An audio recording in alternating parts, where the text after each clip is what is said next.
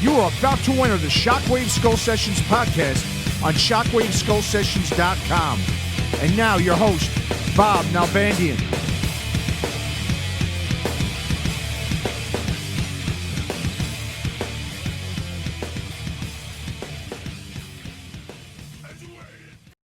All right, Shockwave Skull Sessions video cast, doing the video once again with my two great guests. We've had them on before. I guess this would be the third time. Is that correct? Yes, sir. On, and we're doing something very similar. So many great albums from the 70s that need to be covered. And we figured we'd pick 10 per episode since we could spend a good amount of time, keeping these episodes about an hour long. So that gives us, roughly a few minutes for each album to discuss. But we got 10 new albums that both Bob and Horace thought were, credible for this third episode of what do we call this? Classic Underground 70s albums, something like that. Sure, that works. That'll work. Yeah. So, we kind of randomly picked. I mean, we had a bunch of honorable mentions, but we, again, narrowed it down to 10. So, I guess this would I think the last two episodes were both 10 each too, correct? Yes. So we're already on 30 records. And of course there's so many underground classics, but I think the ones you guys picked were definitely some great picks, and some maybe not as underground as others. A lot of people say, well, what's underground? What makes it underground or not? But I think they're definitely underrated. Let's put it that way. So why don't you start? I know you got the list there, Bob, and why don't you start out with the first album? Okay, so the first one on the list is Atomic Rooster's second album from 1970 called Death Walks Behind You. And I'm sure that Horace is just as passionate about this one as I am. And you too, Bob. This is a classic. It deserves to be heard a lot more than it is. It really should be thrown around on lists with a lot of the Sabbath stuff.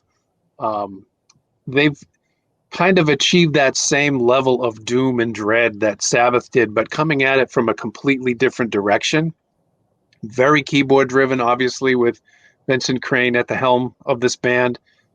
Phenomenal on the Hammond B3. This record could really sit proudly next to your Sabbath albums in that same category. It's not an imitation of Sabbath in any way. I wouldn't even say it was inspired by Sabbath. I think it comes to the same place in the end, a very similar place, but from a completely different direction, like I said. The music is probably inspired more by Vincent Crane's mental health issues, to be honest, than by anything Sabbath was doing. But really an early proto-doom band. This record is where it all came together for them. Their first album was originally recorded without guitars whatsoever. Incidentally, Carl Palmer was the drummer at that time. I thought it was recorded without bass. No guitars. So the first version was no guitars, and when it was released in the U.S., John Ducan came in and played guitar on 4 songs for the U.S. version. By the second album, Ducan had gelled with the band, and they had really, really hit their stride there with their own sound. And it's heavy as hell. It's oppressive. The guitars really grind against the keyboards. Ducan's vocals are really kind of downcast and dour. The whole thing really, really gelled together. And again, if you're into that Sabbath thing, the early Sabbath stuff anyway, you really need to hear this. It's a fantastic companion piece to the first 5 or 6 Black Sabbath albums. Yeah, and this is my favorite Atomic Rooster album. I'm a fairly large Atomic Rooster fan. They later on became something very different from this. But the thing with this album is that it's everything that Mayo just said, but it's also really interesting because the roots of this band were in sort of English psychedelic rock, kind of like a band called Art, and these, which was the roots of Spooky Tooth. So I think, and of course, Vincent's real background was he was in the Incredible World of Arthur Brown. So he's the guy that's playing On Fire, which, has now been covered by everybody from Bruce Dickinson to, I mean, it's been covered on numerous times, but don't forget Moore too, the great right, by Moore did a great version of that. So really good the version. thing about Atomic Rooster is, as brilliant as Sabbath is, you understand the backstory. Geezer Butler and I think Ozzy and Tony Iommi coming out of Mario Bava's Black Sabbath and saying, why do people pay to be afraid? So they're sort of like, let's use this name and make scary rock music. So not a gimmick at all. It's like the greatest band in history, but there's a little bit of playfulness there. Now, the thing with Vincent Crane is the guy was suicidal. The guy was chronically depressed. All the darkness in Atomic Rooster is absolutely the real deal. It's literally a guy who is working through his mental health demons through his music. And, there's stuff like Sleeping for Years. And, Duchan was an amazing guitarist. So there's this weird mix of doom, psych. And, it's a funny story about Vincent Crane was he used to get really annoyed when people would compare him to John Lord. And he would say, oh, John Lord plays that honky-tonk crap. Like, that's not what I'm doing. I'm doing, like, something that's more like almost jazz or something. So he was very prickly about that. That was like keyboard wars. Ken Hensley didn't like to be compared to John Lord. Vincent Crane didn't like to be compared to either one of those guys. But this album, Death Walks Behind You, everything is perfect. From the cover to the sound to the songs to the lyrics, the imagery. It's just really, really dark. Yeah. And it's without being out and out metal, it's very psychically heavy music. And Duchan's guitar really adds that very aggressive kind of, and that's something that they never had with anybody but him. I really like the first album, but it's kind of like, amped up ELP maybe or something. I don't know. But the second one is where everything just comes together perfectly. And then the one after with Pete French is a very good record too, but it's still not quite as good. That's in Hearing Of. And then they turned into sort of a heavy funk band, soul band. Yeah. That's where the honky tonk kicks in. Yeah, which is like a whole nother thing. But I think Vincent Crane was a restless soul, and I think he was a guy that he just couldn't stick with one sound. He always wanted to move on, try something else. And then there was a metal version of Atomic Rooster where Duchan came back in the 1980s, which was I forget what that album is called. I think it's just called Atomic Rooster. But they ended up cashing in on the new wave of British heavy metal. Actually, they got it. Oh, did they? Yeah, they did. They had a resurgence. I think Mayo knows a little about this. So they did like that one album, and then they were sort of touring with the likes of Diamond Head, and they were sort of embraced by the new wave of British heavy metal for a short period of time. Well, Bernie Tormé was in that version of Atomic Rooster, so that was the new wave of British heavy metal piece right there that gave him that kind of cred to ride that wave. I want to mention there's a song on Atomic Rooster's first album called Banstead.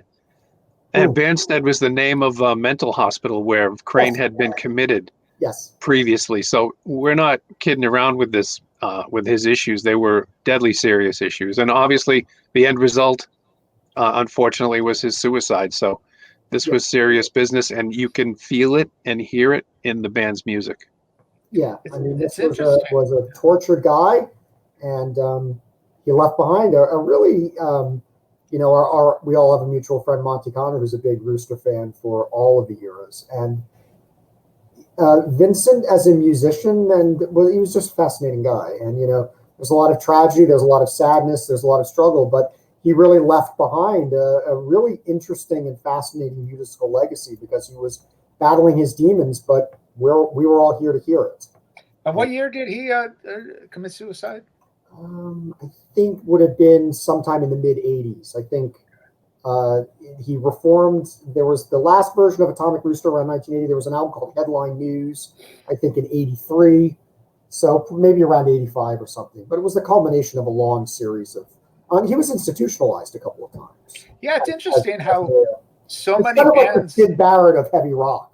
Yeah, I mean, I was just going to mention Sid Barrett, and not only that, you had Blue Cheer with their drug infused. Peter Green, of course, and later, Bobby Liebling from Pentagram. That all that doomy kind of depressive music feel, that real heavy. But all these guys, a lot of it was obviously drug related. Everyone was, doing acid, had bad acid trips, particularly, Peter Green and Sid Barrett.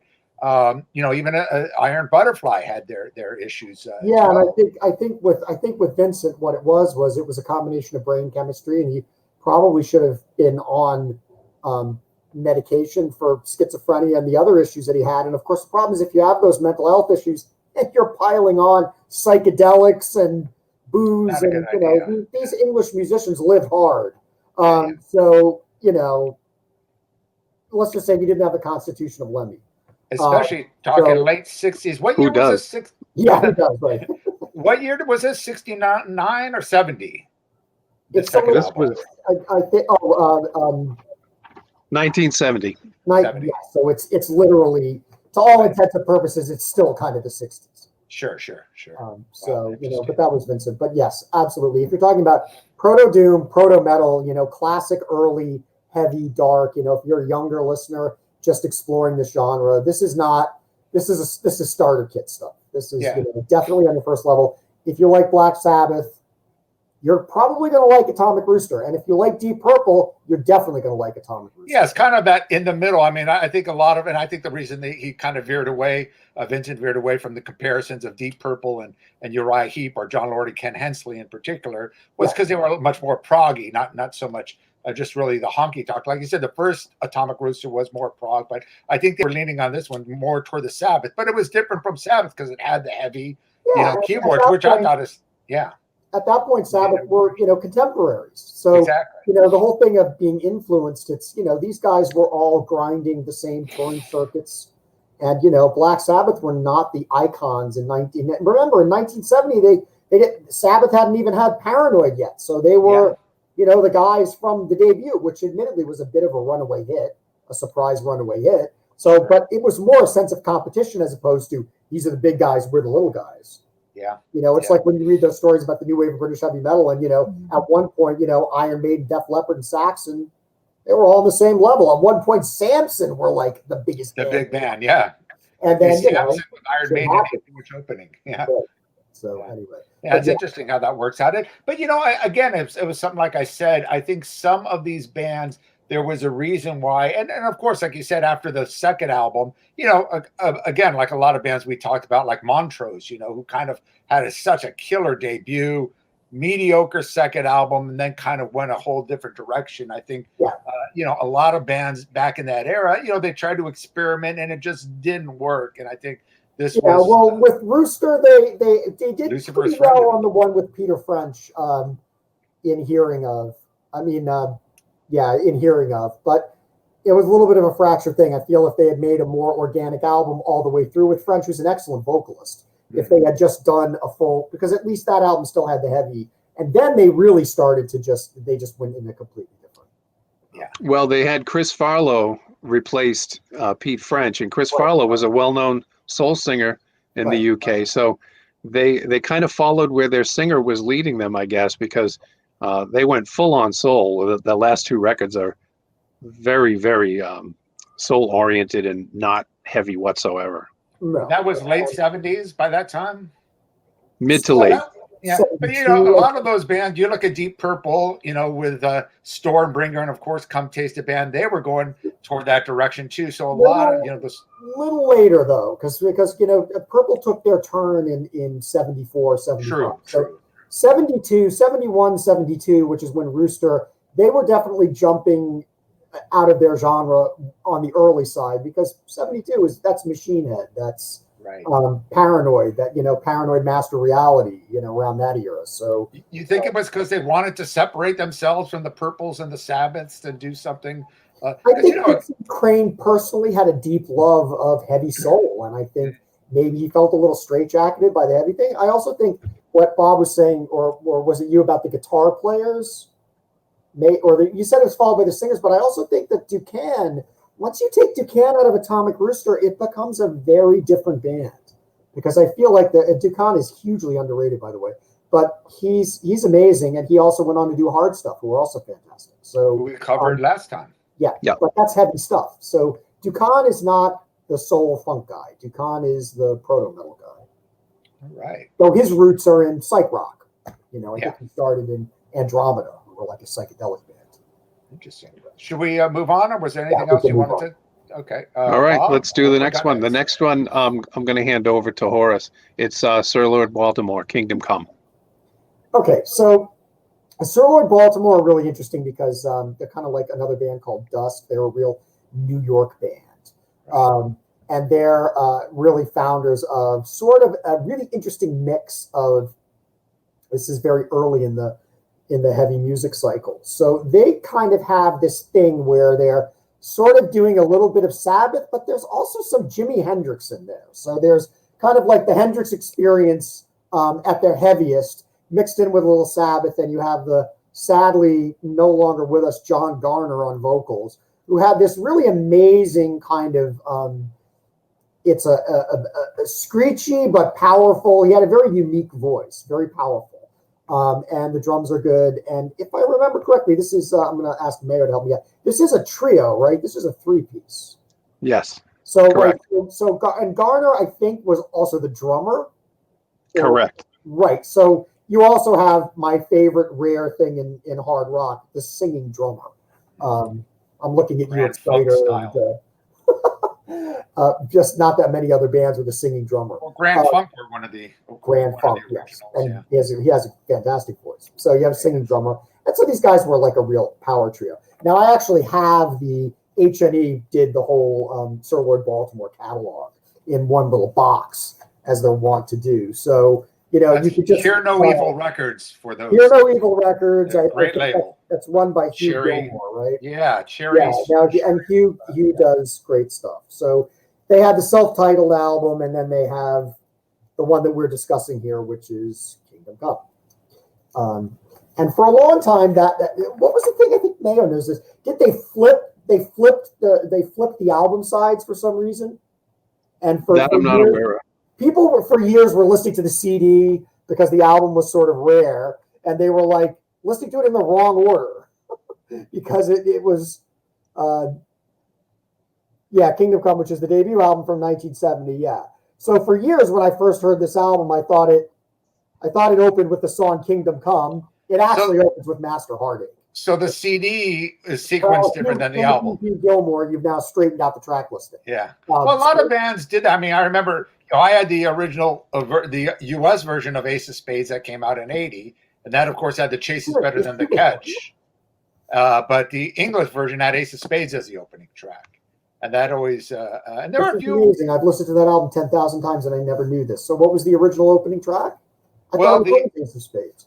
No, Ace of Spades is when it was reissued on CD, they put it back to Ace of Spades, but the original U.S. vinyl was The Chase is Better Than the Catch as the opening track. Wow. I've been listening to that album on CD for so long that I love The Chase as I thought that was a perfect opening song, and then Ace of Spades opened side 2, which I thought made a lot more sense. But there were other bands. Judas Priest every day. Yeah, Judas Priest. I had totally forgotten about that. I've listened to that album 10 million times. It's never occurred to me. Yeah, British Steel. I remember Breaking the Law was the opening song on the vinyl, and then when they put it on CD, Rapid Fire, I believe, opened up. Right. Now that I remember. So back to Sir Lord Baltimore. So now we have it. I'm looking through the songs. Everything on this album is very strong. Though I would say, the real metal numbers are things like Hellhound and I Ain't Got a Woman. This is just so 1970s. You have a song called Helium Head. That's a crazy tune. Yeah, that is a crazy tune. And honestly, what Mayo just said further to that, one of the things that I really love about Sir Lord Baltimore is it's just a little unhinged. It's like they don't quite know exactly what they're doing, but they're just going to go for it. And it's very creative. And I honestly don't find the record. I know when you're dealing with this genre, a lot of times people like it can be a little derivative. I don't find Sir Lord Baltimore derivative. They're doing their own very weird thing, which is a mix of sort of garage rock, heavy metal. There's some psych in there, and there really is. I definitely hear especially some of the guitar solos and things. I'm definitely hearing the Jimi Hendrix experience, that kind of amped up wah wah. And the record is fairly well produced. something in my deep recesses of my mind is telling me that maybe Eddie Kramer was somehow involved in this. That's correct. He was involved with post-production. They did overdubs and mixing at Electric Lady, and he was behind the boards. Thank you.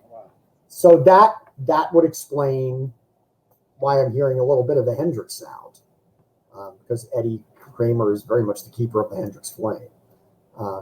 But yeah, I would say this is not quite as essential as Atomic Rooster, but it's definitely upper tier.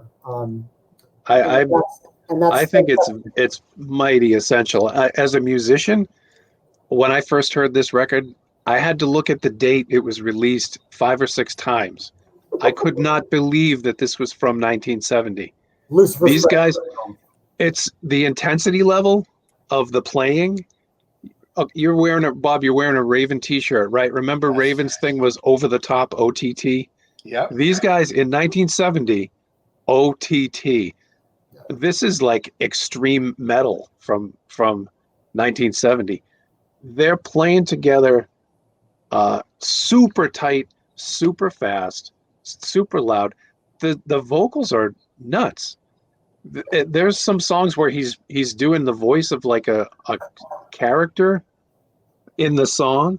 There are other songs where he's pushing his voice as high as it can possibly go. This record is a real adventure. Let me tell you. Again, Helium Head is the one. If I'm inspiring you to go listen to this record, if our discussion here is inspiring you to go check something out, check out Helium Head. And I'm telling you, 1970, who were their influences? This is really, I find it to be wholly unprecedented for 1970. That song and much of this album is just kind of out of nowhere, out of left field. Yeah, these guys were on fire. What are they going to be listening to in 1970? I mean, in 1970, you're going to assume that they probably were really into Hendrix, because every musician was into Hendrix in those days. Yeah. Probably into some psych rock. Maybe they were really adventurous and they'd heard Blue Cheer and were into that. But for, guys to influence them on the extreme end, it's fairly slim pickings. I mean, there's not a lot of, there's a lot of blues rock out there. There's a lot of, but really crazy stuff. I mean, the Hendrix stuff is crazy on the guitar end, but, Jimmy's voice is fantastic, but he's not like, John Garner's one of those guys where you listen to him and you're like, is somebody squeezing his nuts? Like, what's going on here? Because it's like the White Witch guy, except he's way better at it. It's this ascending, scaling helium thing where he's just hitting crazy notes, and the drummer was very intense. So it's real power trio music. That's the other thing. Let me ask you two guys something that I always wanted to know. As far as, I guess we're all roughly kind of the same age. Yeah. When you, being from New York, bands like, of course, Dust and even, Cactus, and of course, what we're talking about, I just forgot the name of the band we're talking about. Baltimore. Being New York bands, I'm from LA. And I know on the New York scene, it was a different thing. I got into these bands like Sir Lord Baltimore and Dust and even Cactus later, reading like through Cream Metal magazine. So we're talking late 70s, early 80s. I would go back. So I was already way into Deep Purple and Sabbath and Zeppelin and even Judas Priest and AC/DC by that time. So they never had the impact to me. Were you guys into these bands, these early New York bands, around the same time you discovered Sabbath and Zeppelin and Purple? Because it definitely will have a different impact. I was not, no. A lot of the same stuff was going on at the same time with these bands, contemporary to the Purples and the Zeppelins and the Sabbaths in America, and maybe specifically in New York. But they just didn't stick. They didn't get the push from the label. Didn't push them. They didn't have a hit. Maybe they didn't tour enough. But they just didn't stick. They did a couple of records and then just kind of faded into obscurity. We didn't have the net back then where everything lives forever all the time, just a click away. This was, once a record was deleted back then in the early 70s, it was gone. And if you didn't catch it while it was in print, it's gone. So a lot of people missed a lot of this stuff. My experience was slightly different. So because I'm an obsessive personality to begin with, so what would happen is, there were things that I discovered organically, which were happening at the time, like the new wave of British heavy metal, demo tapes, Metallica, whatever. But my intro into this, which has become a real obsession and passion of mine, this kind of proto-early metal thing, is that I started reading books. And when, these things would be mentioned in articles or whatever, and weirdly enough, one of them is a book that is not really a good book for this stuff because the opinions of the writer are completely batshit in a lot of ways. But it's I know exactly where you're going. Eddie, and it's Stairway to Hell. Yeah. Oh, okay. I thought you were going to mention Martin Popoff when you said batshit crazy. Oh, no. But actually, our good friend Martin. No, I don't. I bought Martin's very first book, the one he's kind of disowned and refuses to ever re-release. his original. Oh, the riff. What was it? Riff Kills Man. Riff Kills Man. He's not here to defend himself. I love Martin. No, I do too, but I just have to laugh.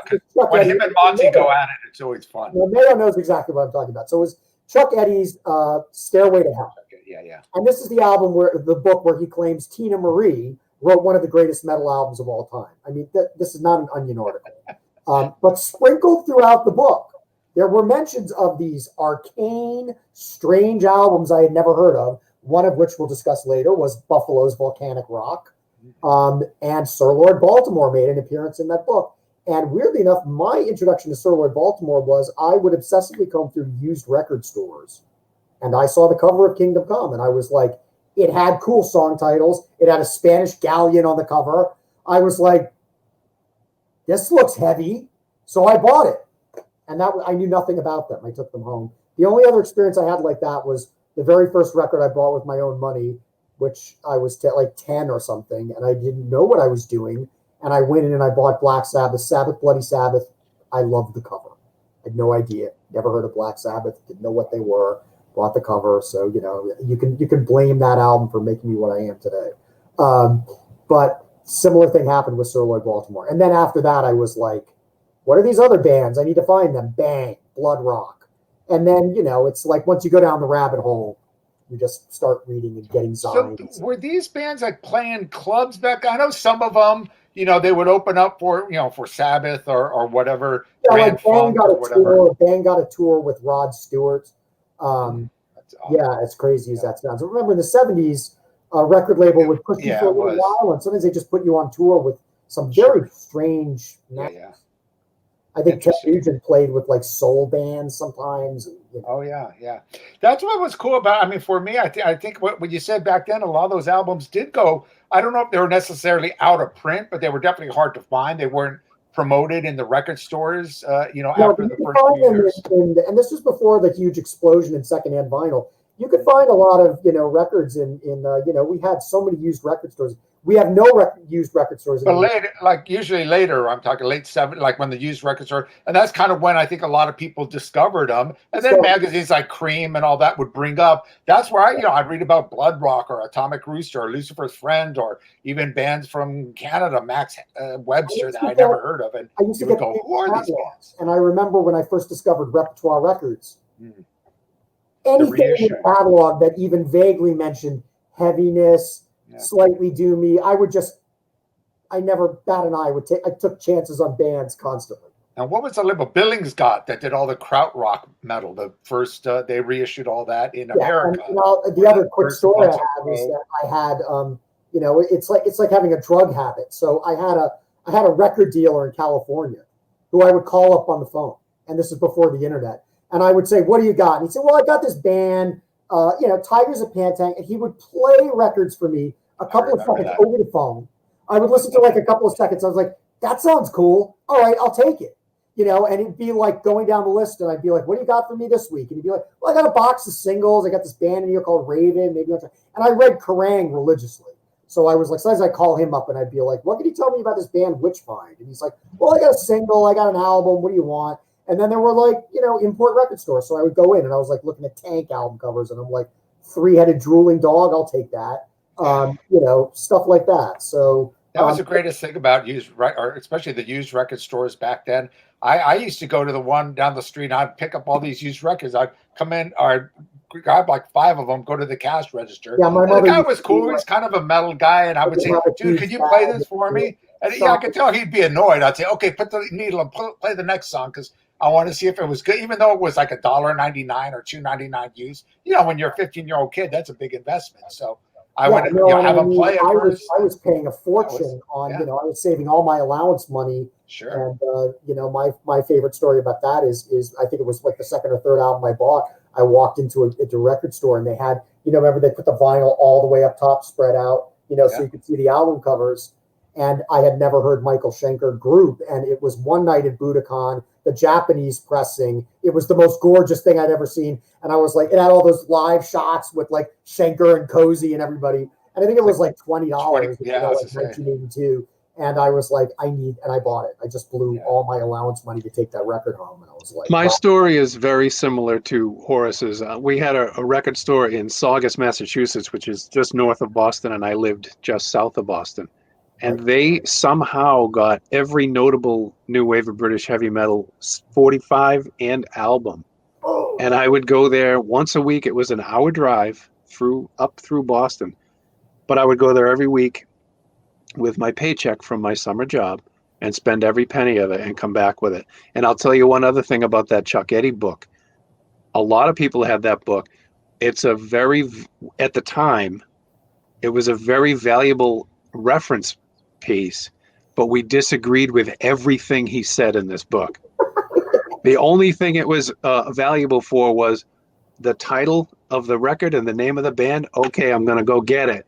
Right. But once we listened to it, what the hell is this guy talking about? It was a shopping list. Yeah, that's exactly right. So that's what I used Cream for too. I didn't like Cream magazine. We had one of the editors from the early issues on one of our previous Skull sessions. I was laughing with him. It's like, I was a kid. I didn't understand because, they had, this is before I understood sarcasm and all that. And they were very sarcastic in there, especially when it came to metal bands. They were all into this is when the new wave was starting out and all that. And I'm very fond of Cream. I am too. I appreciate them now more, but I would just look if they said the word metal, and sometimes they go, oh, this is like heavy metal. And some of the stuff wasn't even that heavy metal, but anything that said anything like heavy metal, I would have to go check out. It was a shopping list, especially on the Cream metal issues. I had a very specific. I absolutely worshipped Kerrang, and I would. When that came out, that was it. Would literally, Bob talks about driving the hour.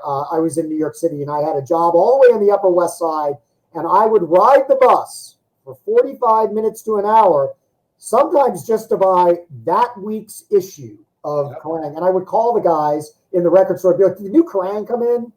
And I remember just going in there and like Ian Gillan's on the cover, and at this point I was feeling like really cool because I'm like, I know who Ian Gillan is. And it's like, Ian Gillan talking about Gillan, interview with Bernie Torme. And it'd be like, they had these columns like Armed and Ready, demo tape bands. I love that section. They had this thing called Wimfum where they were talking about obscure AOR.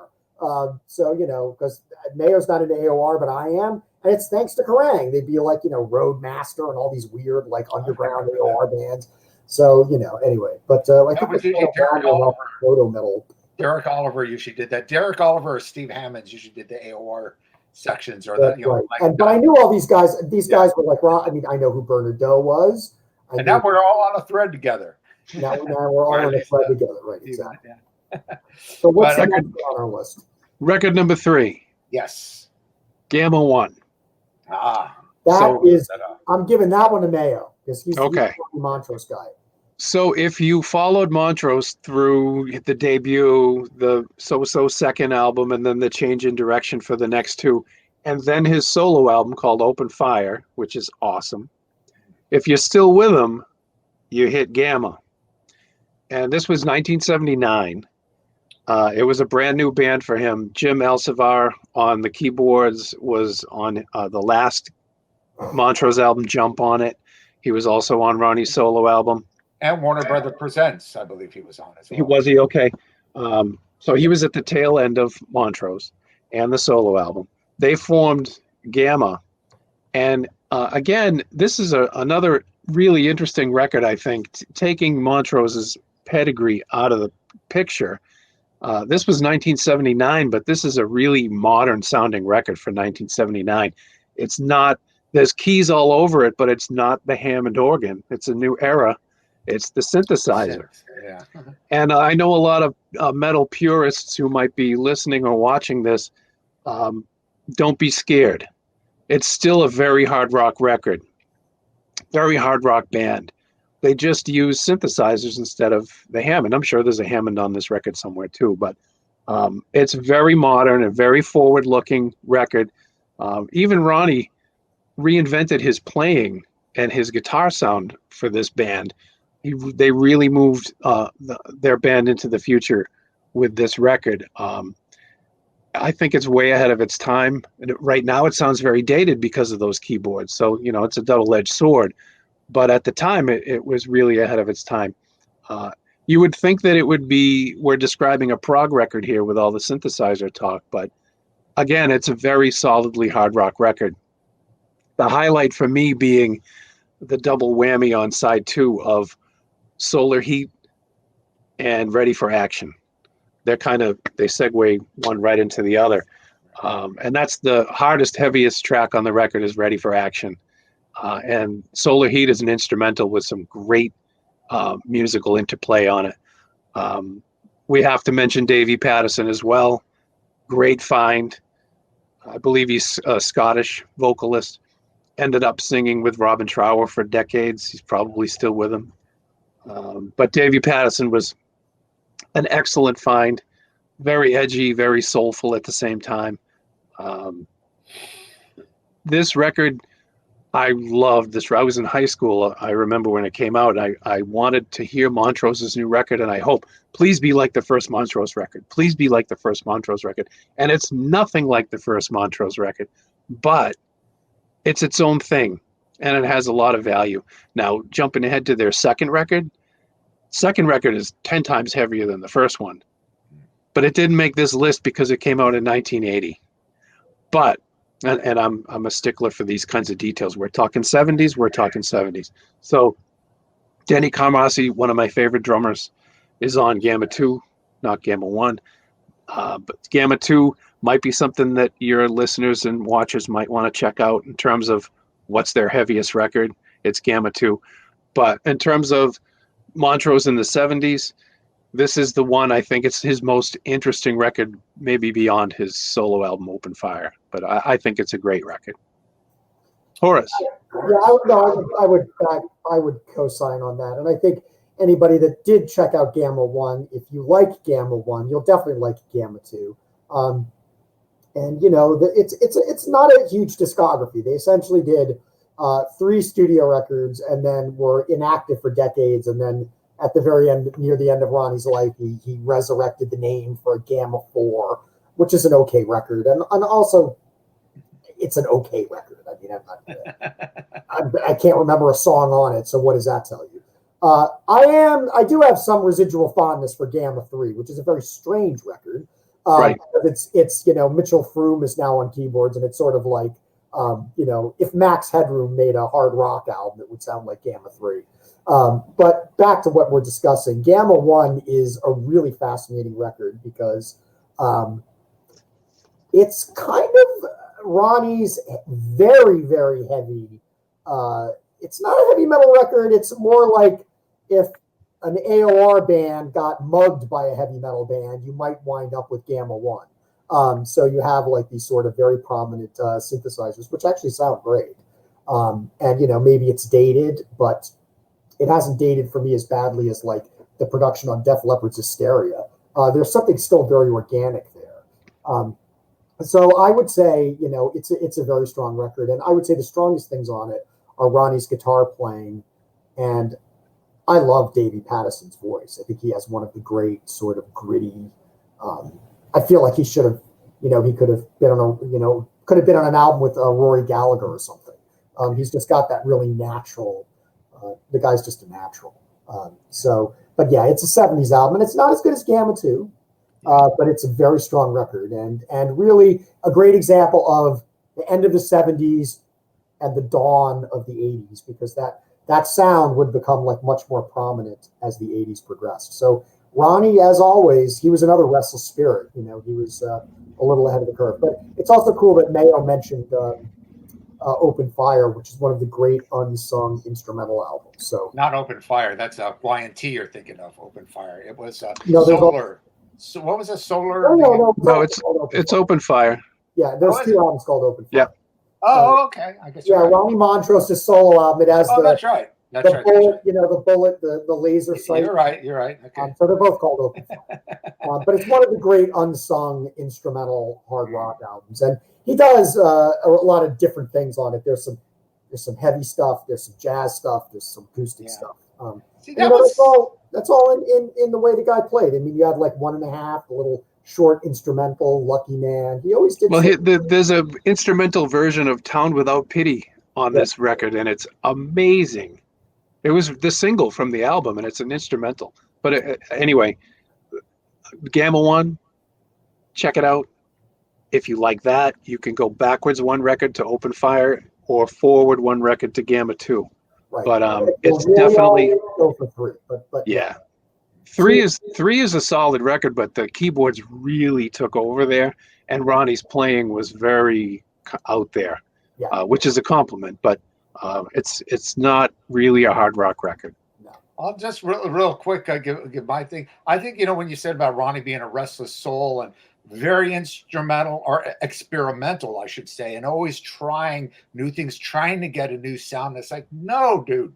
The first Montrose album, the production, Ted Templeman, that was perfection. Stick with that guitar tone, because I think by the time the Gamma record came out, there was some good sounds. But you see, like Ready for Some Action, is like trying to be heavy, but the production, that guitar thin, it was like he was trying to be, like you said, a little AOR, a little new wave, because new wave was happening at that time, and it was getting to that experimental, especially with the synthesizers and all that. And it's like, it's cool, but it's like, I think he was always looking forward, trying to find the next thing too quickly. And he was doing that in the latter Montrose albums as well. And I think that's why he never captured the magic of that debut record. I think also very much with Ronnie that there was a desire to be in control. And so he would sometimes run into personality conflicts when he had strong personalities like Sammy Hagar. And honestly, if he had been able to maintain, a cordial relationship with Sammy Hagar, I think that would have been better for everybody. But I think, when Hagar left, he just assumed total control. Bob James is a fine vocalist, but he always had great vocalists, great players, amazing players. Yeah. And I think Gamma was more focused. Now I really like Gamma 1, and it fits our rubric because it's a 70s album. But to me, Gamma 2 is where everything I agree. is. Yeah. Absolutely. I agree. The sound works. I really think that Davey Pattison and Ronnie, they had really good musical chemistry.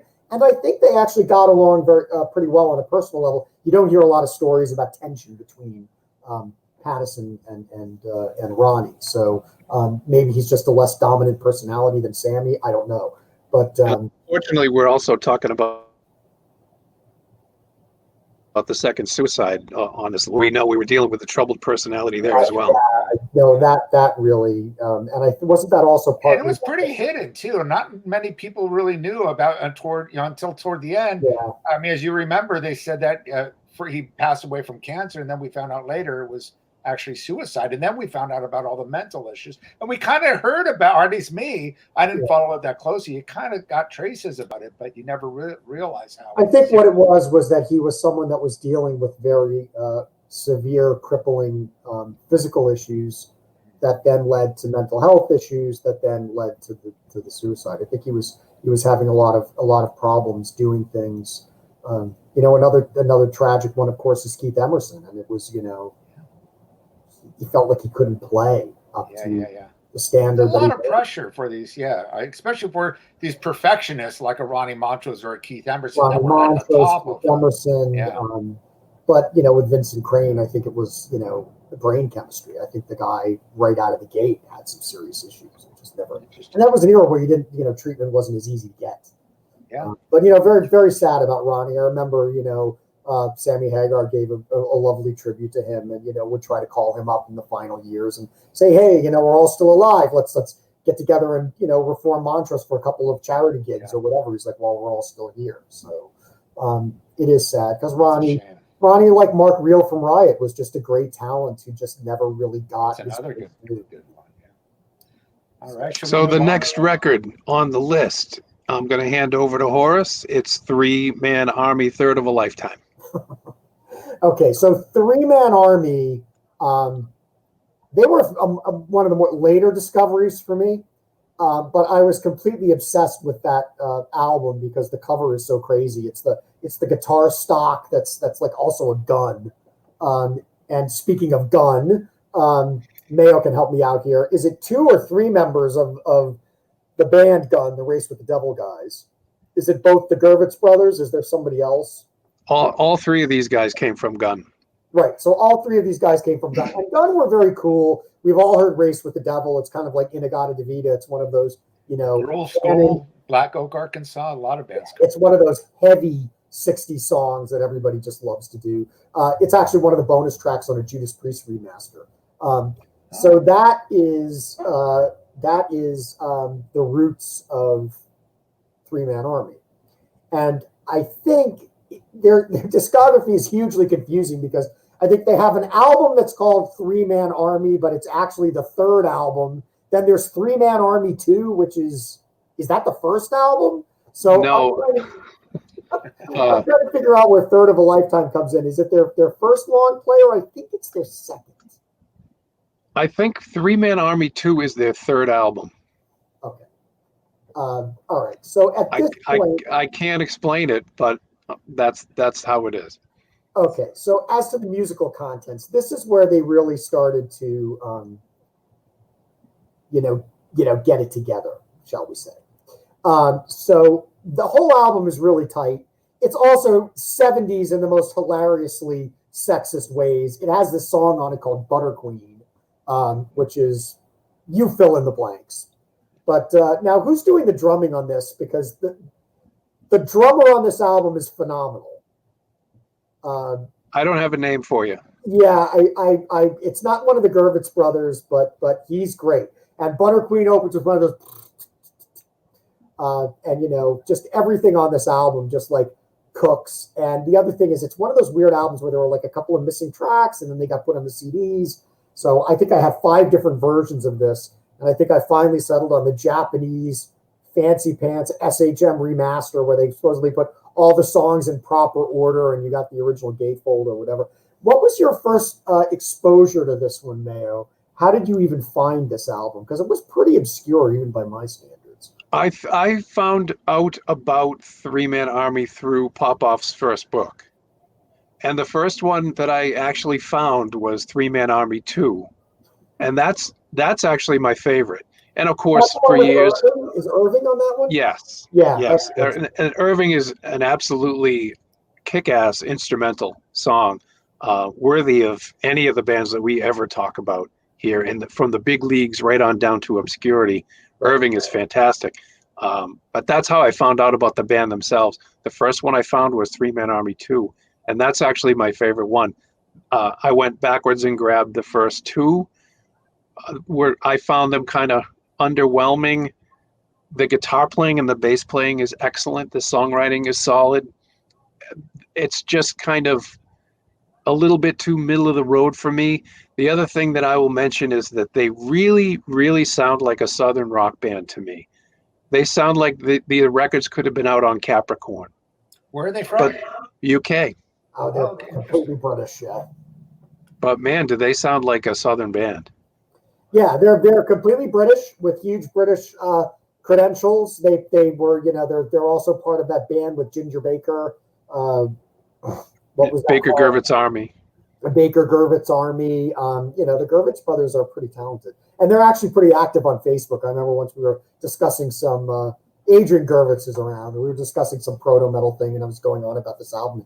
Adrian Gervitz pops in, and he's like, "Yeah, that's my favorite too." I'm like, "Of course, it's your favorite. You played on it."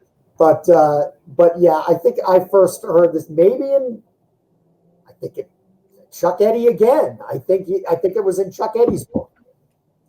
And there was a period where I was obsessed with all of the sort of more political bands, and there was like sort of an anti-war song on that, which is the Third of a Lifetime, which is interesting because they were a British band, but to me it was like they were singing about Vietnam.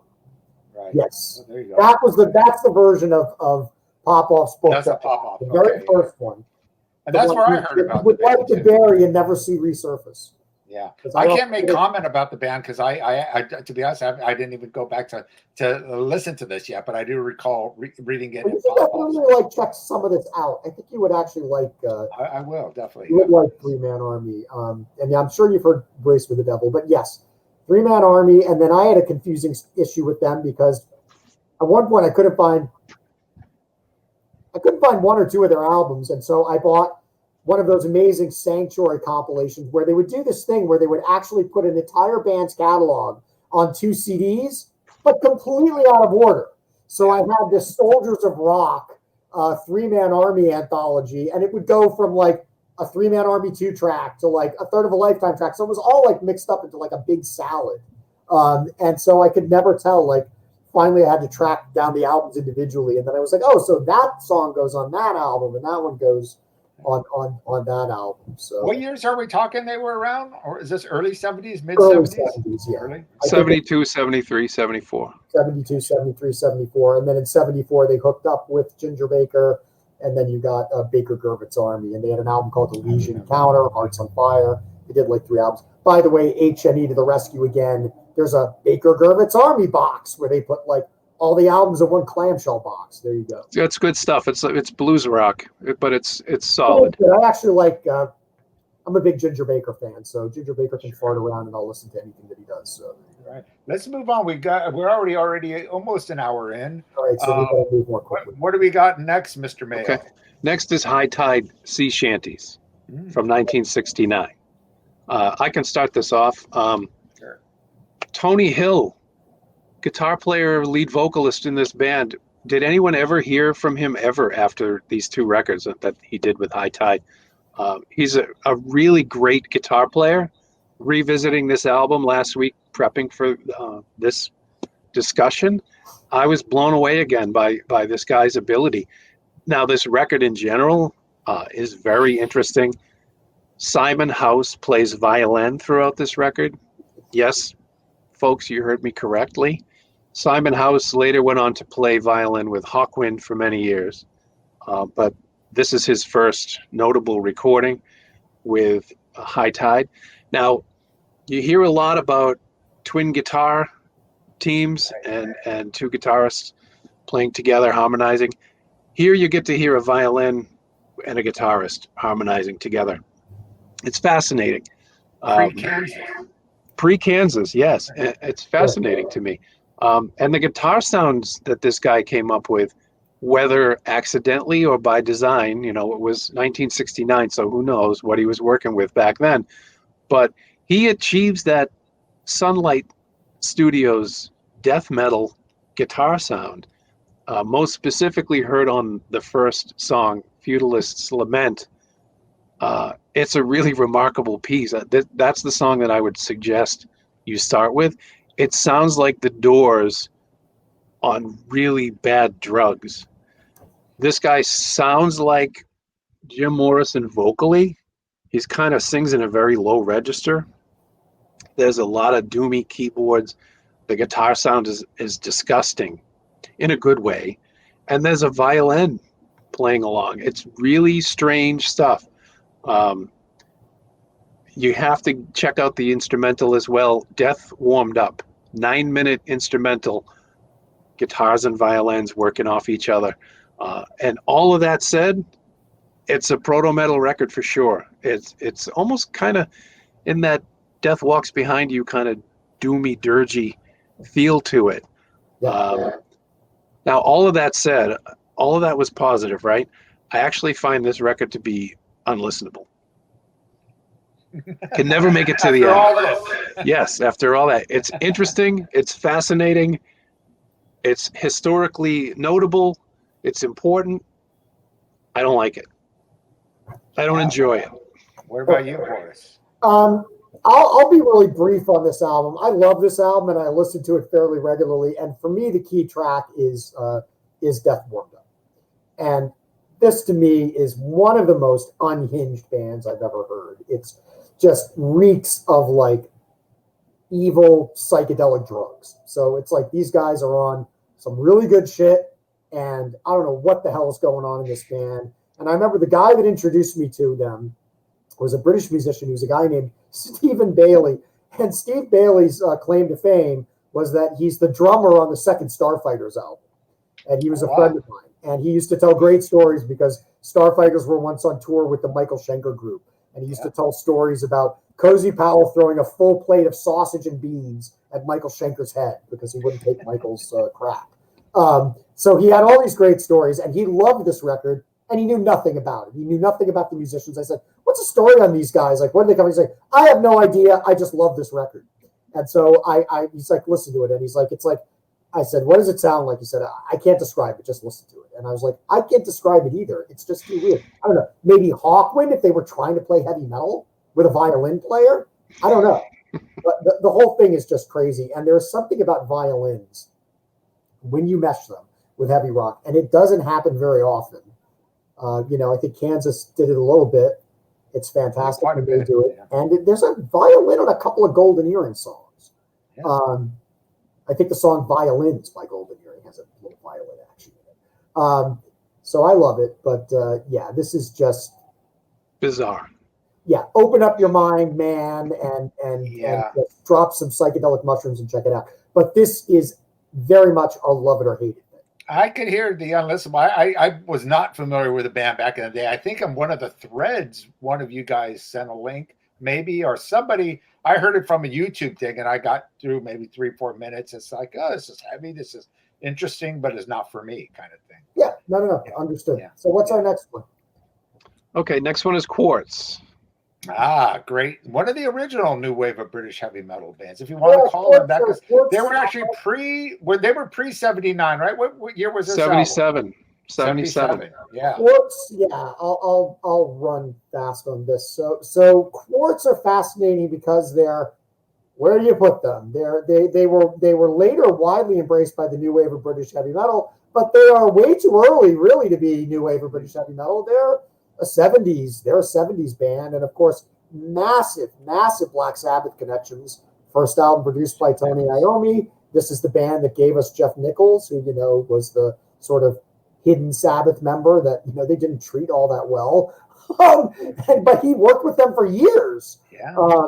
And fascinating guy. But that first Quartz album, which I think also had the rather funny title of Deleted, was its alternate title. Well, because it came out in 77 on Jet, right? Did nothing, was deleted, and when the new wave of British heavy metal hit, boom, they re-released it with a new cover and a new title. Because what other record happened in 1980 that had Tony Iommi on it? Heaven and Hell. And what's the name of the first song on this record? Riders. And what song does that sound very reminiscent of? Absolutely. Yeah. There's a connection there, so that's why it was re-released with a different. What a great tune, especially for 77 too. Great production, great tune. I mean, Tony Iommi did a fantastic job, and you could hear. And this was way before Sabbath had Dio in the band, and you could hear that kind of Dio influence. I don't know if they were influenced by Rainbow, but it almost led into that Heaven and Hell. And it is well produced and. Very well. So the other band that Tony worked with, Necromandus, isn't nearly as good. So it's strange stuff. But Quartz to me were always just fascinating. It was sort of like the buried relic.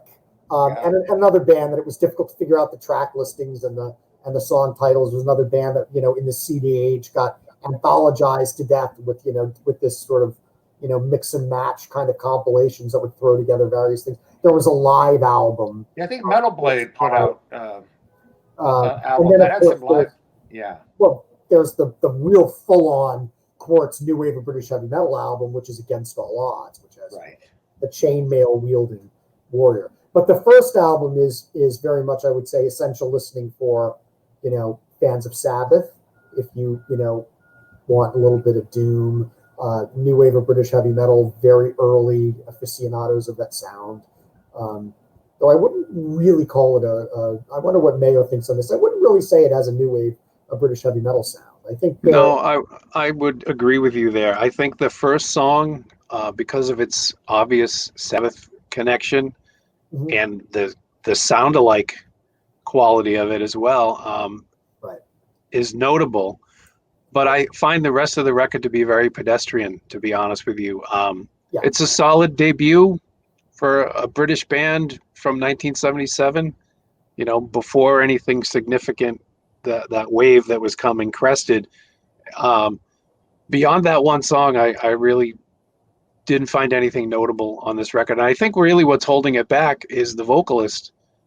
They really lack a strong vocalist with a strong personality. They probably sound like 100 other bands playing the pubs in 1977 in the UK. Don't know how they got connected up with Tony Iommi, but that was a real lucky break for them, because that one song is the outstanding piece on the record. Yeah, it's the outstanding piece on the record. Being 77, this was early on. This was in the middle of when the punk movement just broke in England, which was huge. So you weren't seeing any metal bands. Maybe Budgie were still, as far as you could call them, a newer metal band, but you had the classic rock, classic metal bands that, people were kind of getting sick of, all the prog bands people were getting sick of. This album comes out of nowhere, right in the midst of, and, you had bands like Maiden and even Raven here, around since 74. None of those bands could get deals back then, or there was no interest in hard rock and metal. Like Strife, Blythe, the Boat Club. Priest was out there in 77. But they were out before, though. They came out. I mean, they had albums out, so they were kind of leading up to that. But yeah, you're right. And of course, Thin Lizzy and bands like that. And then you had AC/DC that came out, with in 77 they came out with one of their heaviest albums, Let There Be Rock, which was more almost thrown into the punk category. You could kind of, it was kind of liked by both. People didn't know what. Well, at that point, I think AC/DC were still in Australia, or had they moved to the UK? No, but they did a lot of touring in the UK. I think that at that time they really tried to break. Yeah, in 76 they came to the UK. Yeah, in 76. Really a part of that, and they were getting a lot of the punk stuff going. But you're right. Quartz is very hard rock. It's very mainstream, not new wave of British heavy metal, but it's a good hard rock record. I enjoy that record. But you're right. Mainline Rider is definitely the key song. All right, who's getting arrested here? Is that Horace or Bob? It's New York City. We randomly hear, sirens coming out of nowhere. I remember living in Hollywood. The sweet sound of sirens and helicopters. Yes. Yep. There you go. What's our next one? Next one is Buffalo, Volcanic Rock, 1973. So this is the Australian band, not to be confused with the new wave of British heavy metal band, Buffalo. Correct. Well, I'll go on this one. Go for it. So Buffalo, who I just love, and I actually interact with Dave Tice fairly regularly on Facebook, the vocalist. Buffalo, this one is completely laid at the door of Chuck Eddy, because I had never heard anything about this band until I saw this album discussed in that book. And Same me.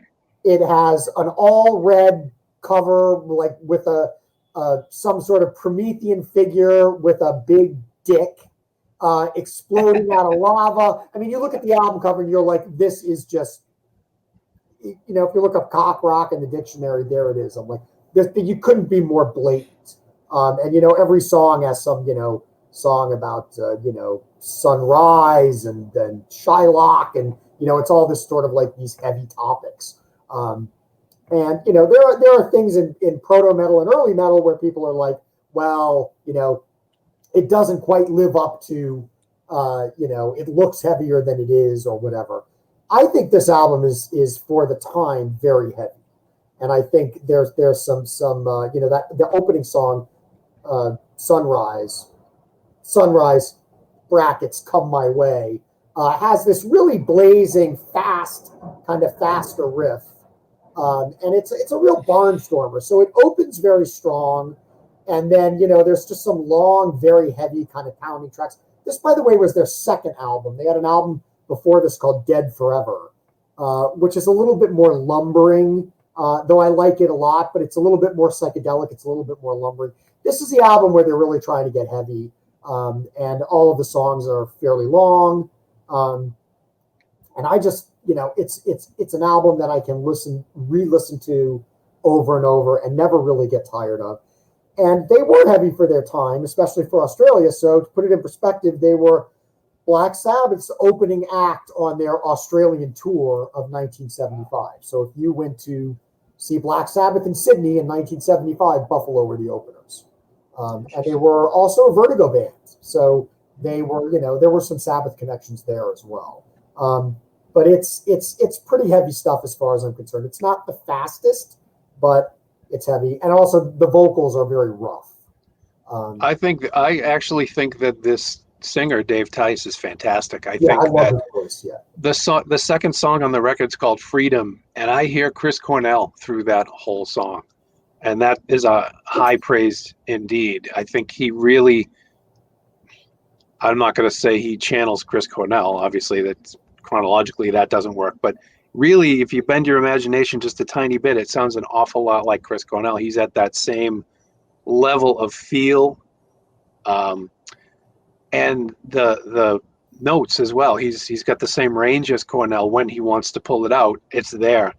It's very earthy production. It's very live, kind of garagey, stripped down, basic, no frills, as it happens kind of a band. Kind of like a louder, heavier Free, in my opinion. It's not, there's no bells and whistles. It's just four guys doing their thing in your face.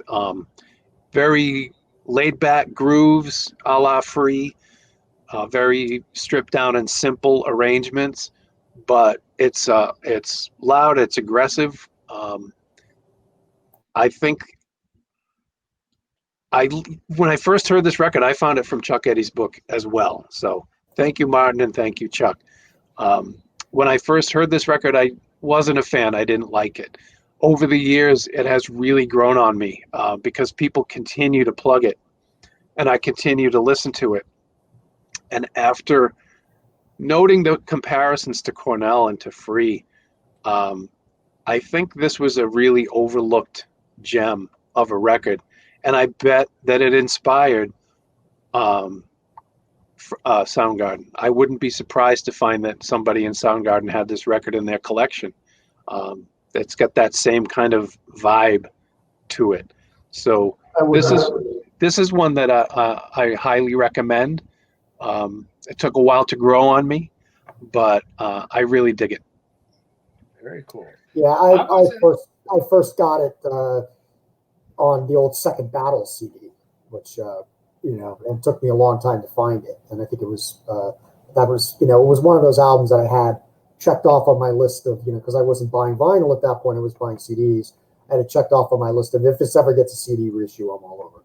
Yeah, I wasn't aware of this band till way later. I always thought AC/DC were the original Australian band. AC/DC, then the Angels, and then Rose Tattoo. Growing up. That's, you also forgot Angry Anderson's first band, Buster Brown. Right. Well, I wasn't familiar with them then. I was, living here in the States, and we got the records here, and then you backtrack. I think I probably found out about Buffalo in the early '90s, maybe, and which is interesting. Were there other bands in the '70s in Australia that were of that caliber, or you think? Probably not of that caliber. There was an amazing label called Aztec, which has since sadly gone out of business. That specialized in Australian reissues, and stuff goes all the way back to the '60s. There was a guy named Lobby Lloyd who was a famous Australian guitar hero. There's a stuff called Black Feather, that an album called At the Mountains of Madness, which is like 1970. So there was absolutely, when you really dig into this stuff, there was a huge late '60s, early '70s Australian rock scene. Remember Colored Balls? Have you heard Colored Balls? Colored Balls, yeah, who I think are actually fantastic. Colored Balls are really heavy. And if you really want to get crazy, one of the things I started getting into after that was there's a South African rock scene that goes all the way back to Freedom's Children and Suck. And, that's like 69 to 70 something. So every country had a scene. It's just whether these things were actually getting out in terms of vinyl. Yeah, that was the whole thing, is getting a good But there's a lot more Australian stuff out there than you'd think. By the way, the Buster Brown, who I mentioned before, also were the first band of Mark Evans. So it's Mark Evans and Angry Anderson in the same band. Absolutely. All right, we got three more to go. So we need to move pretty quickly. What do we got left? Next one is Wishbone Ash August 1972. I can't go quickly on this one. Okay. This is We could So go I guess it's going to be a 2-hour show. All right. It's all right. This record is a stone cold classic. Whether we're talking about mainstream metal hard rock, obscure metal hard rock, this is a big one. I believe that this band was one of the greatest British hard rock bands of all time. And this record is a great example as to why. They're kind of like a band in the same class as Status Quo, Slade, huge in the UK, didn't make any waves over here really. And that's really sad because their catalog is extensive and it's filled with great music. Now, I can't neglect mentioning who invented the twin guitar lead. We could debate for 2 hours on that one, right? But if you ask someone like Steve Harris or Scott Gorham, they're going to tell you that it was Wishbone Ash. It is. And I trust those two guys with my life, so it was Wishbone Ash. These two guitarists on the first 4 Wishbone albums, Ted Turner and Andy Powell, fantastic, tasteful, fluid guitarists. You're not going to hear guitar playing like this from this era outside of this band. These guys were masters, and they worked. The chemistry they had together was absolutely fantastic. This album has Blowin' Free on it, which is one of their main claims to fame. If you haven't heard Blowin' Free, check it out. I've always described this band to people who didn't know it as folk music played in a hard rock context. The guitar parts are very intricate. They're not always on 11, but they're playing kind of folky music that maybe was suited more for acoustic guitars, but they're playing it in a hard rock heavy metal context, and it really works well, and it sets them apart from their peers in that way too. It gives them kind of a different slant, and I find it very interesting that Martin Turner is one of my favorite bass players. I'm a bass player myself. He's a phenomenal bass player, not a name you hear. When who's your favorite bass player, top 10 bass players of all time, you never see his name on these lists.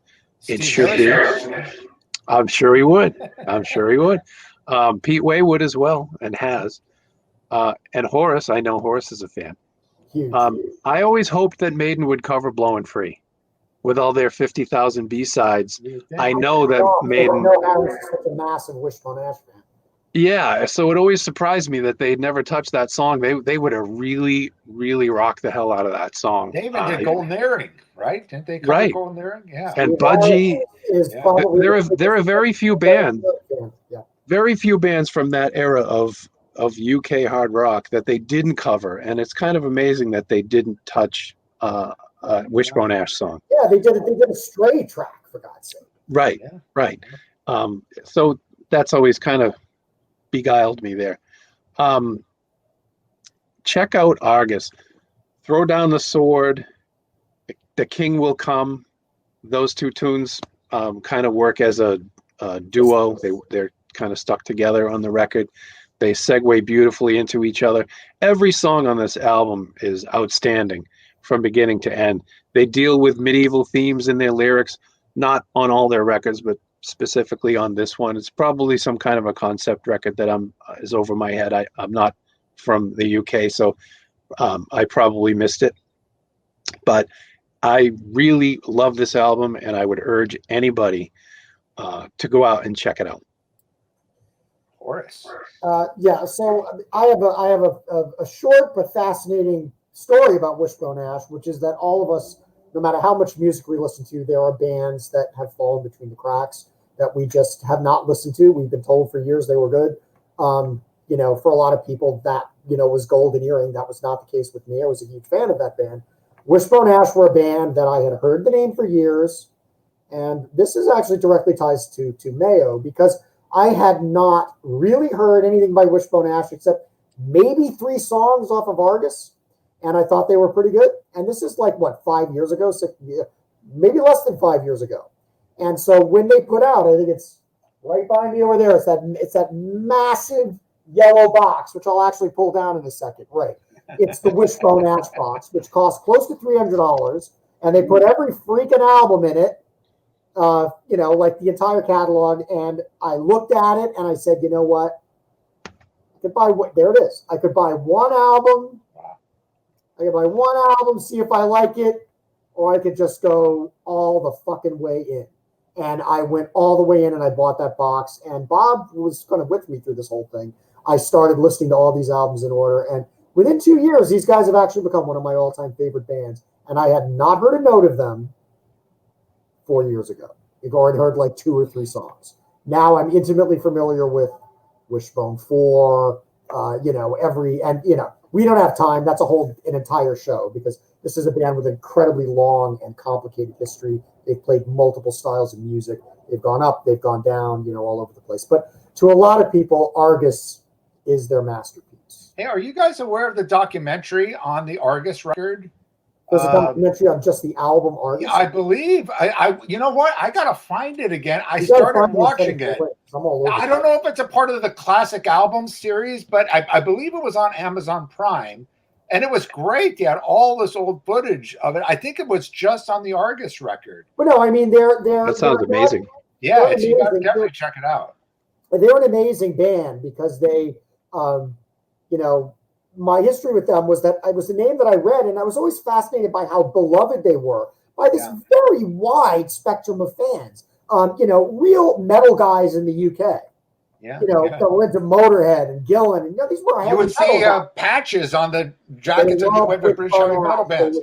Genesis, Rush, and Wishbone Ash. You're like, and then Motorhead. They have this amazing live album called Live Dates. And, there's a moment on it. I think it's during The King Will Come. There's sort of a martial, thing. And you can hear the entire balcony stamping their feet. It has this very slowly building crescendo. And it's like everybody in the audience knows the rhythm intricately. And they just, they're like banging their feet to it. And it's very electrifying. And you realize that these guys, they just had the audience in the palm of their hands. And the other thing, in addition to what Mayo was saying about the folk aspects, this was a very subtle band. The singing is never, it's almost like, the genius of Phil Maughan, where, he's never screaming at you. He's got this sort of not relaxed, but kind of cool voice. And that's the thing with Wishbone Ash. Everything is very smooth. But yet it's still extremely rousing. And, there's just like, some of these songs, you listen to them and you're picturing, Welsh, Scottish warriors, going into battle or whatever. So it's just, fantastic. And I would have to say, in terms of a band where all the musicians are phenomenal, and especially on Argus, everybody in that band was just a top player, and they play beautifully together. And, I am a big bass player guy. Like John Entwistle is my all-time favorite. I love numerous bass players. Martin Turner is absolutely phenomenal. He has this, nimble, acrobatic. To me, he's in the class of a guy like Gary Thane from Uriah Heep that just never got the due that they deserved because they were that good. He's very, very fluid player. He's not not a show off. He's not showboating. He's singing lead at the same time. He also has a beautiful singing voice. Yeah. Yes. Yeah. One last thing before we move on.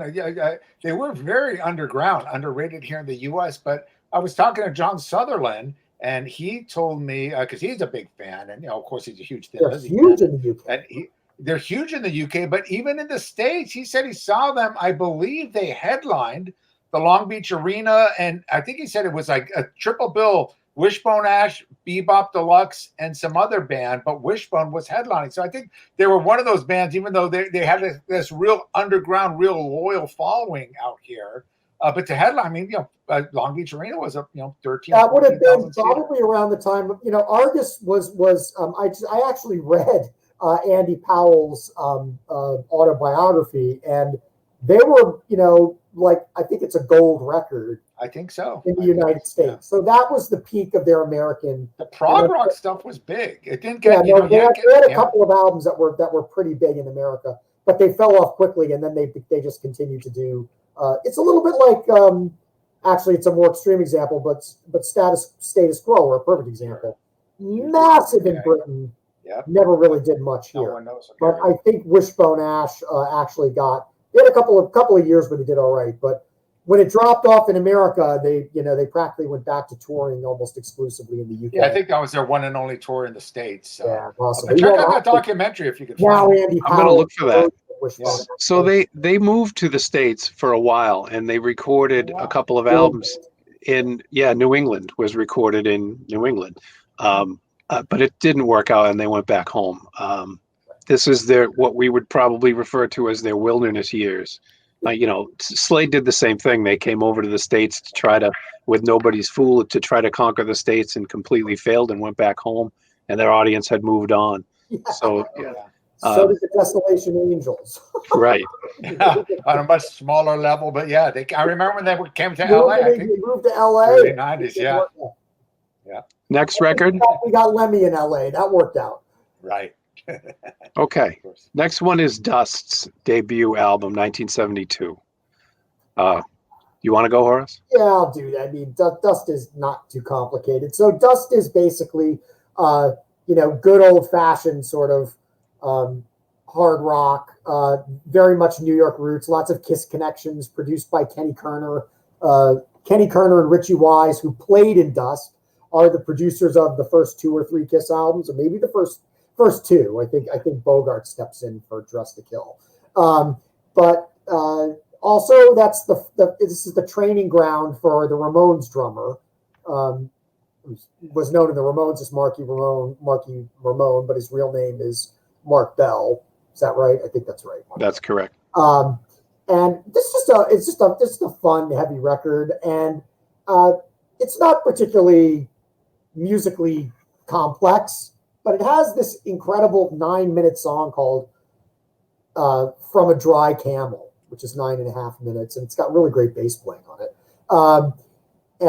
Who's it on bass? It's Kenny Aronoff, right? Kenny Aronson. Kenny Aronson, right, who went on to play with some fairly big bands, if I remember correctly. So there's not much to describe about this record. It's proto-metal. It's kind of the definition of proto-metal. I don't think it's as good an album as the second one they did, which is called Heart Attack. But I think that 9.5 minute Camel Pump song kind of makes the record. And also they wrote the book on album covers. It's got the definitive, it's rotting, mummified skulls on the, it's like 2 mummies on the cover, rotting. And I was like, Sarcophago would have been proud to have this album cover. And this is like 1970. What is this album? Is it 71? 72. Okay. So, I mean, I would definitely recommend it. The other great thing about Dust is if you want to check them out, you get both albums with fancy liner notes on a CD for $8, fully remastered. And that's the version that I currently have. What are your thoughts on this one, Bob? Mayo. Sorry. Well, for students of American hard rock, this very much sounds like Mountain. It comes from that Mountain school of American kind of crunchy riff rock. And the second track, is called Chasing Ladies, and it sounds very much like Mississippi Queen. So that kind of reveals where they're coming from right there. There are Mountain-isms throughout this record. And of course, Mark Bell, who was, as Horace said, played with the Ramones. If you check out the last song, which is an instrumental called Loose Goose, he plays his ass off on this song. And after listening to, I found this record way after finding the Ramones and listening to 15 Ramones records for 20 years. Right. Then I found this record. So when you come to listen to Mark Bell play on Loose Goose, after listening to Marky Ramone play the same thing for hours on end for 15 albums, it's a revelation that this guy had been suppressing his skills for so long in that band, because he really plays his ass off. Kenny Aronson, monster bass player Kenny Aronson, played with Dylan, Rick Derringer, Billy Idol, Joan Jett, Foghat, Billy Squier, New York Dolls, He's the session playing bass player's bass player. He's phenomenal. And this is where he got his beginning here. Horace is correct. From a Dry Camel is the notable track. Almost 10 minutes long. It's really well put together. It's well played. It goes from kind of a Sabbathy plod to 100-mile-an-hour Deep Purple jammy section in the middle. It's really interesting. It's fun. It's a fun record. I actually like this better than Harder Attack because it's a little bit more garagey and a little bit less produced. The second record's a little bit more polished. I mean, we're not really talking about FM airplay here, but I like this one. It's a little more grittier and garagey to me. It's awesome stuff for a young American three-piece band.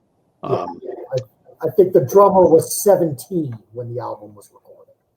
So this also speaks to what was going on. We briefly touched on this before. In New York, there's a lot of this happening with Sir Lord Baltimore and Dust. And probably not just in New York, but again, these records just didn't really stick. That doesn't mean it didn't happen. That doesn't mean that these bands didn't exist. They just didn't. How could you compete with the triumvirate of Sabbath, Purple, and Zeppelin at that time? Even if you were doing what they were doing better, which is debatable, you just couldn't compete with. You were completely operating in the shadow of those three bands. And it was kind of hopeless. And these bands were in the era. That era had a club scene, and you might see Blue Oyster Cult with Sir Lord Baltimore opening. Kiss might be playing, at Coventry, and maybe one of these bands would be somewhere on that bill. But it was only BOC and Kiss maybe that would get out of there and become big stars. And a lot of that, with Kiss, it was a combination of a lot of magical things that happened for them. Yes. Some great ideas, and some good luck. And with BOC as well too, they kind of made their deal with the devil. They signed to Columbia under the contingency that they would become the U.S. Black Sabbath. Right. They had to change their sound completely. They used to sound like the Grateful Dead. Now they are trying to sound like Black Sabbath. So there's luck and circumstance. Who knows what's going to make it and what's not. Absolutely. But it's tough. There's a lot of this stuff out there. You just got to have to dig a little bit harder for it. And it's easier than ever now with the internet. Absolutely. We have one more record left, or is that it? One more. Okay. Randy Holden, Population 2 from 1970. Shall I? I mean, anybody can. I think this is this one you're familiar with, Mad Dog? I'm later on. I got familiar with through the link. Really, I knew. I've heard the name a million times, and I just heard some of the stuff, and I never really knew his history. And so Randy Holden, to me, is someone that I was very aware of because I'm actually a fairly big, as I know Mayo is, I'm a fairly big Blue Cheer fan, but Blue Cheer had one of the most schizophrenic careers in history with that unbelievable debut. And then Outside Inside, which is also, we actually covered earlier in this series, is a fantastic record, undervalued. And then they turn into folk rock or something. But they had this crazy album called New Improved, which had, a lot of fairly light stuff on it. And then they got this crazy guy named Randy Holden to play lead guitar on 2 songs on that album, or 3 songs. And one of them is this amazing track, which I heard, called Fruit and Icebergs, which sounds like, dinosaurs colliding with electric guitars or something. It's just by far the heaviest thing on that record. And I took note of it right away. I was like, there's this Randy Holden cat who only plays on, this one thing. I'm like, this is amazing. And so I had then started reading years later about this solo album that he'd done called Population 2. And I think I've been through 5 versions of this on, various bootleg CDs, culminating in Holden himself, who's still alive and performing. He actually, right before the pandemic hit, he did a live concert that Scott Carlson of Repulsion actually was at that show. It was a one-off Randy Holden gig. And he's, he looks like Uli John Roth. He's got all white hair down to his butt. But he was like, wow, Randy looked and sounded great. And he played almost the entire Population 2 record. But this album is just it's psychedelic rock, but really heavy. And Holden has this phenomenal guitar tone, and it's just really unique. It's like somebody beamed this one in from outer space.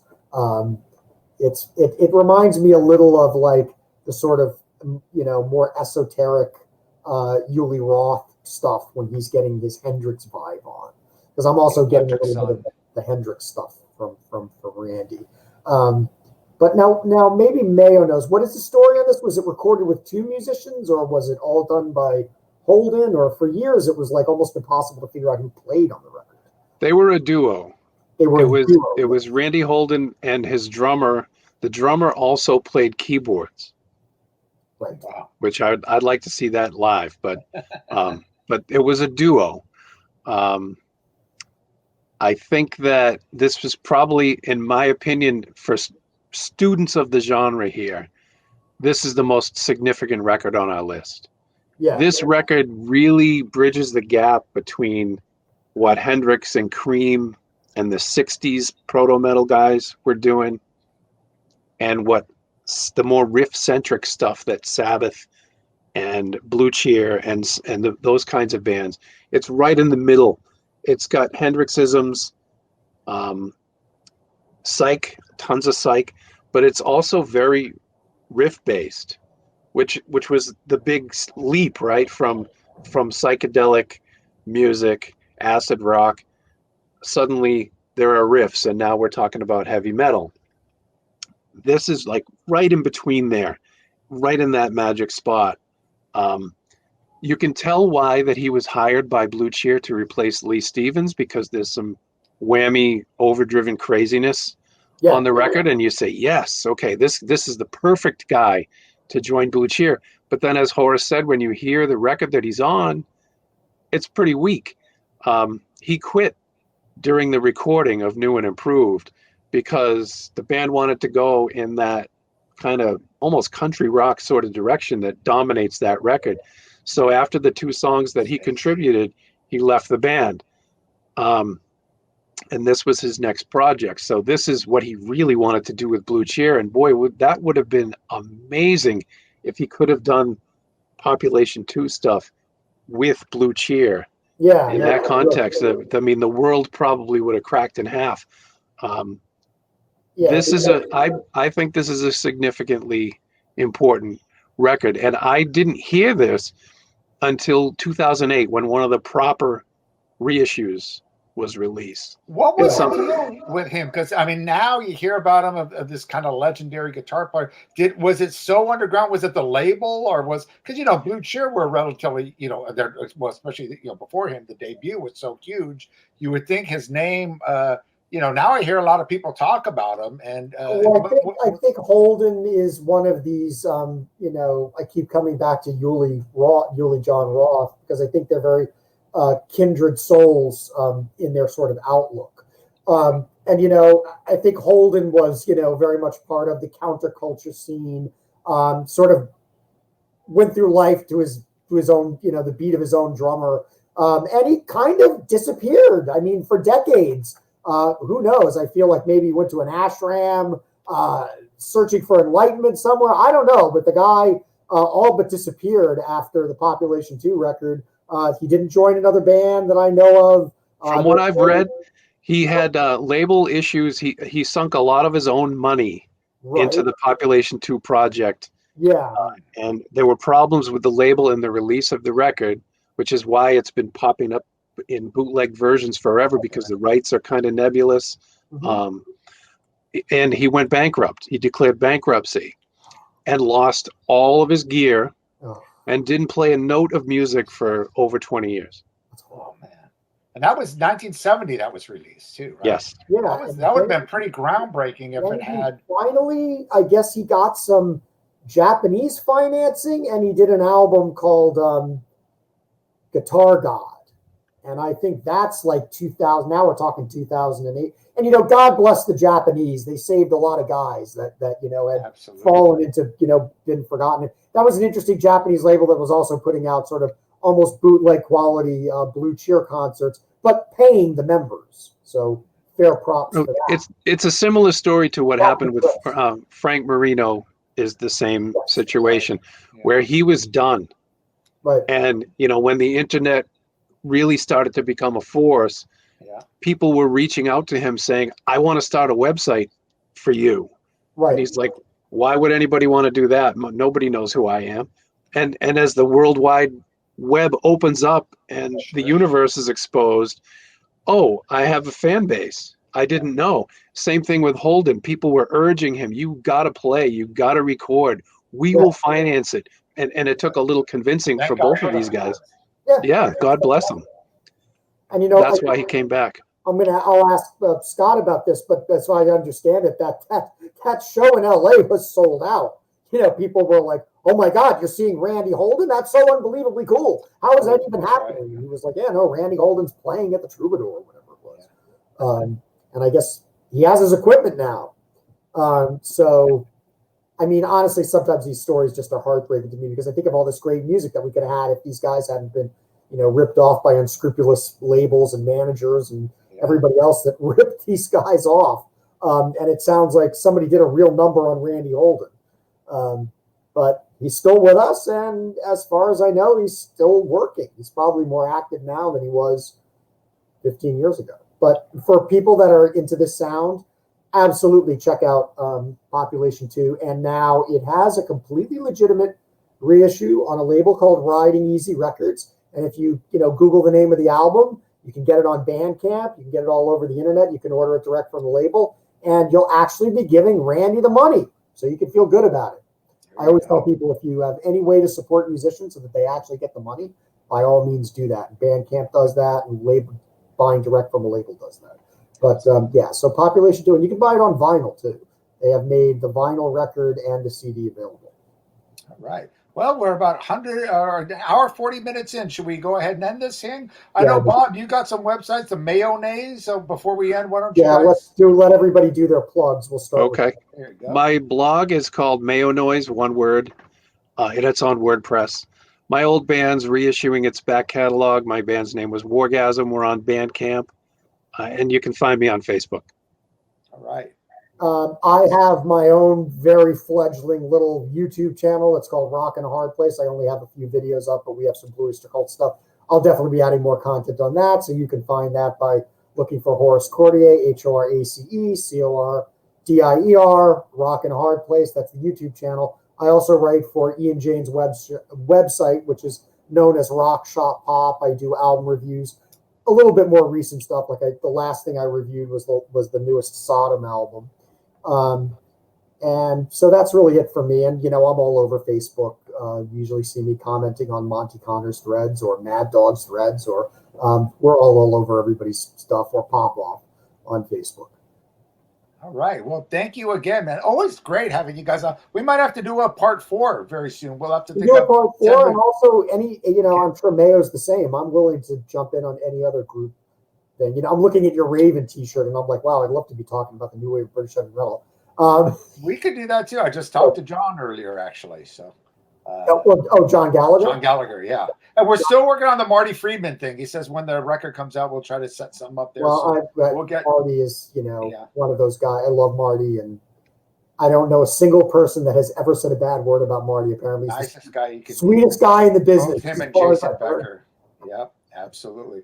Well, cool. Again, the Shockwave Skull Sessions. We're now at CMSPN.com. It's our new podcast network. Makes it a lot easier to subscribe and get to the new episodes because we had switched over to Anchor. So check us out there. And with that said, man, both Bob Mayo and Horace, thank you so much for being a part of this, man. And we will anytime, Bob. Posted. Anytime. All right, guys. Thanks, guys. Take care. Stay safe. Okay. Bye. Bye-bye.